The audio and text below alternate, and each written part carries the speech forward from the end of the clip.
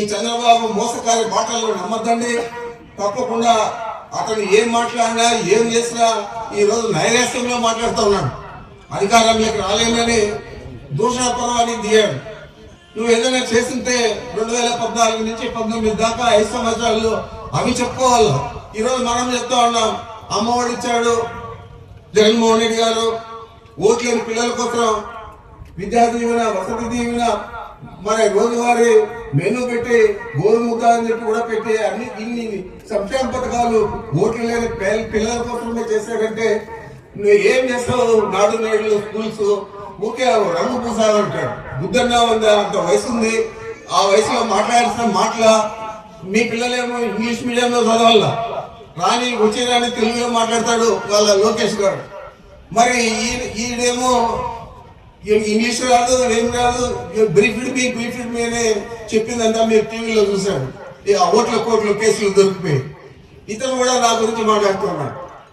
నేను ఒకటే చెప్తున్నాను చంద్రబాబు నాయుడికి, ఈ రాష్ట్రంలో నువ్వు అధికారంలోకి రావు.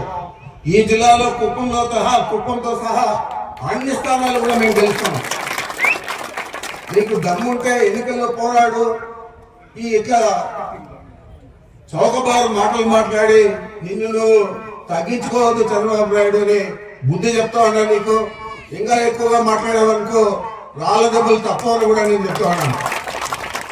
ఇంత నీచంగా మాట్లాడే పరిస్థితి చంద్రబాబు దాపరించిందంటే ఇలాంటి వ్యక్తులు మన జిల్లా నుంచి ముఖ్యమంత్రులై మామను వెనుపోటు పడిస్తే అధికారం తీసుకొని మన చెడ్డ పేరు తెచ్చారు. చిత్తూరు జిల్లా వాసులు అంటే వెనుపోటుదారులా? నువ్వు ఒక్కడే వెనుపోటుదారుడు. ఈ జిల్లాకు కూడా వెనుపోటు పొడిచావు, కుప్పానికి కూడా వెనుపోటు పొడిచావు.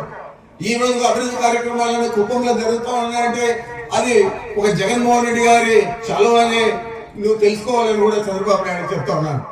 అంతే మీ అందరికీ మనం చేస్తా ఉన్నా, చంద్రబాబు ఏం చెప్పినా అది చేయడు. ఎన్నికల తర్వాత ముందే మోసపోయి మీరు ఓట్లేసే పరిస్థితి చేస్తే మీ కాలం మీరు నడుపుకున్నట్లయితుంది. తప్పకుండా మనం అభివృద్ధి కావాలన్నా, సంక్షేమ పథకాలు కావాలన్నా మన నాయకుడు జగన్మోహన్ రెడ్డి గారు తిరిగి ముఖ్యమంత్రి అయితేనే అది మనకు జరుగుతాయి, జరిపిస్తామని కూడా మీకు మనవి చేస్తూ నాకు అవకాశం ఇచ్చారు. మీ అందరికీ నమస్కరించుకుంటున్నాను.